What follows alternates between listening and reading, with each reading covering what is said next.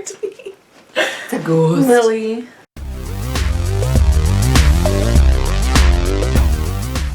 Hey, it's Sue. And Megan in the restricted section. And today we're doing our Diverseathon Wrap Up. Woo! Woo! Yes. And we're going to be drinking Yes. another beer courtesy of Tim our friend Stinson. Tim Stinson. And this is Finkel and Garf, which I've never heard of. Nor I. And it is an oatmeal milk stout. Yes. Yes. From Colorado again. Where in Colorado? That is a Boulder. Boulder. Okay. I think mine has some packing peanuts on it. It's gonna be tasty. Adds to the flavor. So, ooh. Oh, hello. a little splattering. All right. All right. Cheers. Cheers.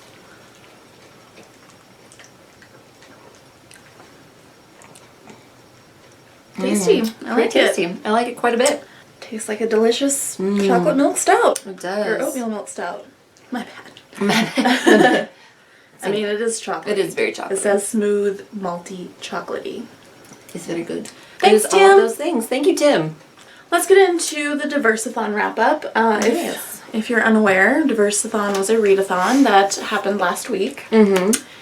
And we were all encouraged to read own voices. Yes. Which means that the author is a part of whatever like marginalized group That's presented in the book, or that's Right. represented in the book. Right. Right. There were really no like specific like challenges No. or whatever to the Diverseathon. It was just read own voices books. Yeah.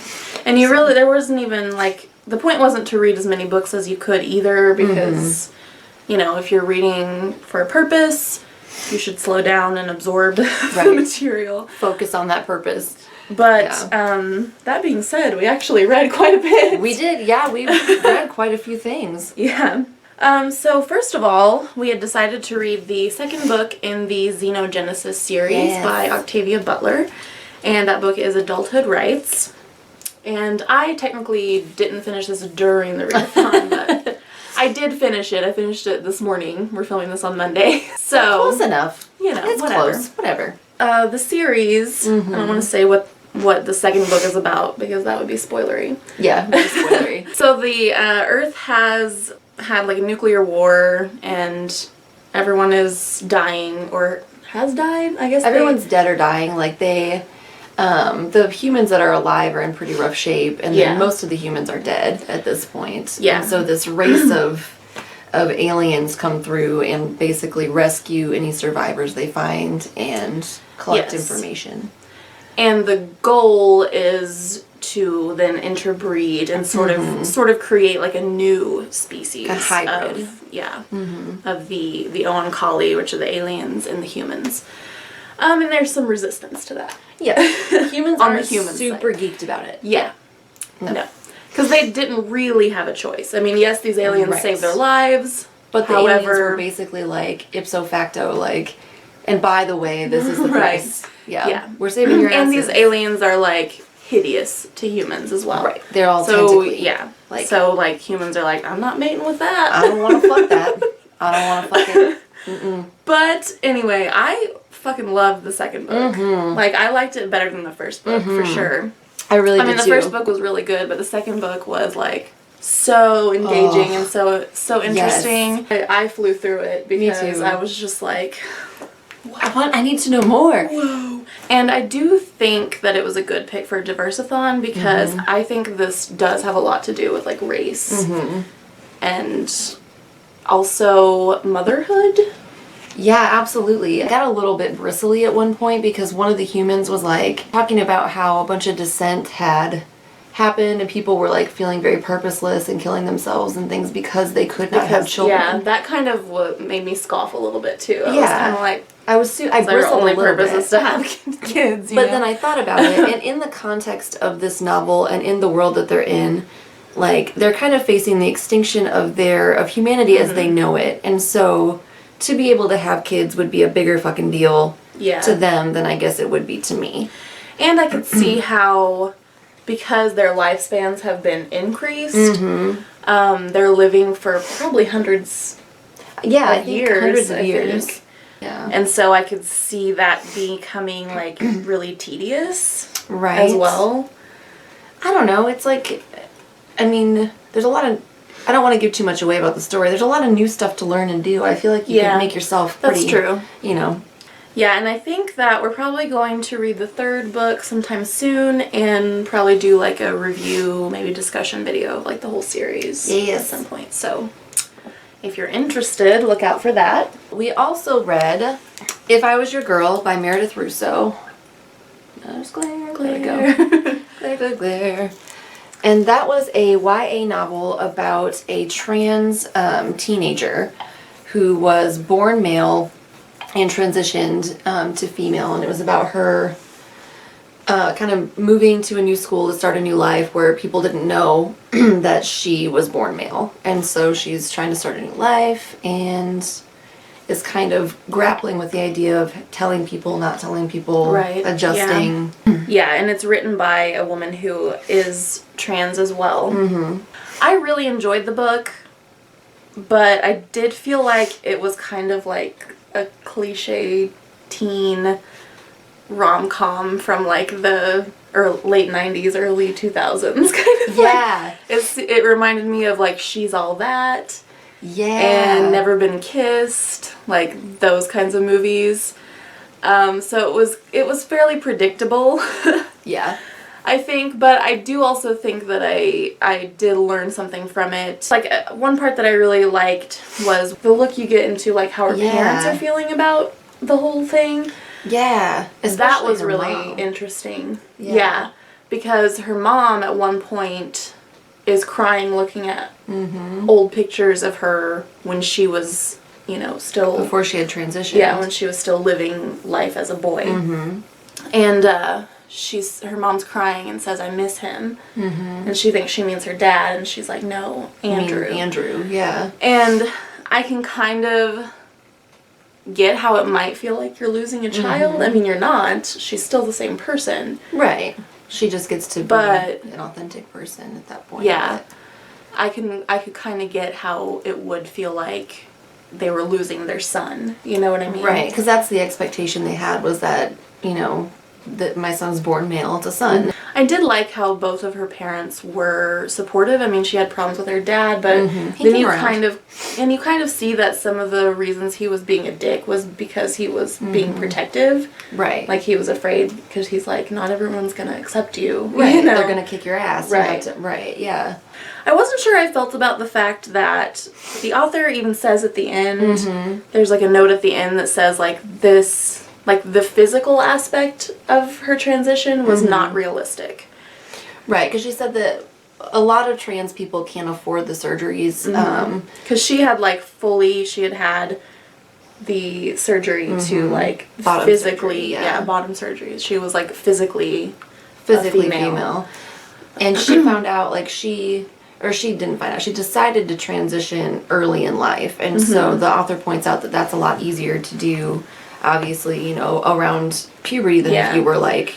But she also pointed out that most people probably wouldn't have gotten on hormones as quickly or as easily as she did in the story. Also, she was easily passed as a female. Like nobody questioned that she was a female, which isn't really typical either. Right. I mean, it's possible, but not. Right, it doesn't happen in all cases or in most cases. So, I wasn't really sure how I felt about that. I mean, I guess I get why she did it for the story she was trying to tell. And I think she did it also to make her story more accessible to people who maybe don't understand transgendered people or don't have much experience with trans people, to maybe make it more, I don't know, like a introduction course into trans people, I guess, and it is a YA book, so, for teenagers who maybe don't know much about that, I could see that being a good starter. But overall, I did really enjoy the story. I think I gave it 3.5 stars. I had initially given it 4, but I don't know, there was just a lot of pretty cliche stuff in it. It was pretty fluffy. It was pretty fluffy. Well, I don't even mind the fluffiness part. It's just that it was the same story that you've heard over and over, just with a trans person. Just that the character was transgender. Yeah, I can definitely see that. I agree. And like with you. I said, I do feel like I learned from it. Like there was definitely some stuff of value in there, for sure. Yeah. But the overall plot was pretty recycled. Yeah. I felt. I would agree with you there. Yeah, I think I gave it like, and Goodreads I marked it 4 stars, but I think I would give it more like 3.5. But I think it's important that it exists. Yeah. You know, for teenagers or young people. It's a YA book, so for young people who are maybe feeling those things and wondering, is this normal? Like, Yeah. is this okay? And I think this is an important book that exists to show, yes, it's okay. All right, so this is the last book that we both read, and it is the group book, which was The Underground Railroad by Colson Whitehead. Yes, and that was a book about the Underground Railroad, but it was as an actual railroad. Yes. Like trains functioning underground. Yes. Railroad. So it was, just the story of slavery in the South and a woman's experience with it and escape from it using said Underground Railroad. Yes. Yeah. Yeah, and again, I really liked this one. Me too. all 3 books that I read, I really enjoyed. It was pretty, there was a lot of of course, rough stuff in it to read because slavery was horrible. There was some really brutal, like, just horrible, dehumanizing shit in there. Yeah. Yeah. And it always has astounded me that anyone ever thought, like, I'm gonna sell you. Yeah. Like, it's a person. Like, that's a person. What do you mean you're gonna sell a person? Still happens. I know, and it's fucked up. Like, it just is amazing to me that people can rationalize that. When enough people normalize it, like make it seem like that's right. That's just how it is. then Then people keep existing as that's how Yeah. it is, and that's why we still have racism today. Yep. But I will say that I really don't think I understood why he chose to make it a real railroad. Like, I didn't quite get it. Yeah, that was an interesting choice on his part. I don't know if it was maybe just to put his own spin to it, or maybe to make it move more quickly. Maybe. I don't know. I'm not sure why. I don't know. And they always, like, they keep saying, like, she keeps asking who built it, and they keep saying who builds everything. And so I don't know what that was referring to either. So I feel like there was something I missed in it, but regardless, I still really liked it. Yeah, I think there were like some really deep things in there that I maybe didn't fully understand. Yeah. Because we talked about too, like the difference in the condition of the railroads. Like there was one that was like really fancy down there, and then there was one that was like dark and dank and nasty, and then there was one that was just not fully formed, and it was at kind of the end of the line, and it was, under a shack, and we kind of talked about like, surely there's some symbolism there. Yeah, so I feel like maybe I need to do some more research on this book or something. Do some more reading about it. And yeah. I'd be interested to hear what other people say about it. Yeah, I really feel like I missed something there. Mm-hmm. But I can't figure it out. Yeah. Yeah, I would be interested to hear other perspectives about it, because I feel like that would kind of open up my thoughts about it too, because it would be nice to hear how other people interpreted that. Mm-hmm. But I gave it 4 out of 5 stars. Yeah. I don't know if I said that. Yeah, I've said it before and I'll say it again. Colson Whitehead is a goddamn good writer. He's a good writer. Yeah. And he's not really like a fancy writer or anything. It's very straightforward writing, but just good. And I think Octavia Butler's writing is kind of similar in that way. Yeah, it's not like flowery or anything over the top. It's just very direct, and but it works really well. Yeah, but it really works. Yeah. And then I read just a couple of short things in between reading the books that we chose. One of them was this graphic novel, comic book. Sam told us the difference. Sam, we forgot the difference. This is a comic book, I think, because a graphic novel is a collection of comic books, right? Yes, I think so. It's like a compendium. Like a bind-up. So, I don't know, Sam, sorry, we forgot, but this is Anathema by Rachel Deering, Christopher Mooneyham, and Wesley St. Clair. This is Volume 1, The Evil That Men Do.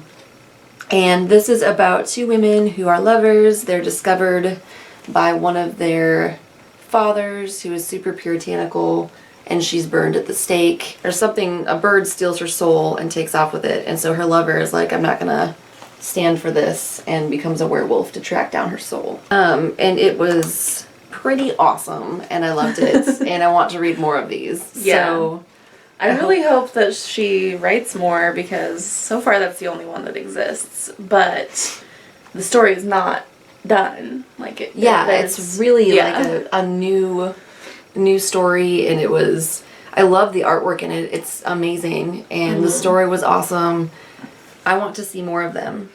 Yeah. I would read all of them. Yeah. Fingers crossed that she makes more. She makes more. Come on, Rachel. Do it. I need more. And then I also read We Should All Be Feminists by, you're going to have to help me with the name. Chimamanda Ngozi Adichie.